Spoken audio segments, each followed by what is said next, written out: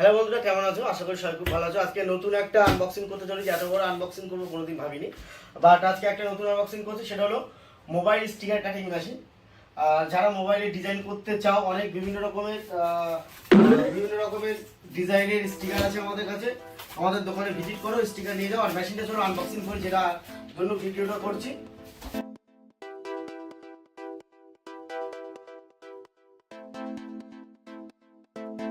সঙ্গে আমরা কি কি অ্যাক্সেসরিজ পাচ্ছি, এর সঙ্গে আমরা চার্জার পাচ্ছি, আর বক্স আছে ভিতরে, হয়তো বক্সের সাথে কিছু ব্লেড থাকবে।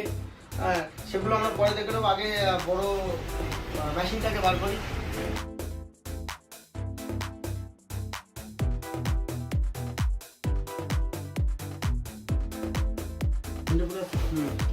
এটা থেকে আমরা ল্যাপটপের স্টিকার কাটিং করতে পারবো, ট্যাবের স্টিকার কাটিং করতে পারবো, স্মার্ট ওয়াচের স্টিকার কাটিং করতে পারবো, ক্যামেরার স্টিকার কাটিং করতে পারবো।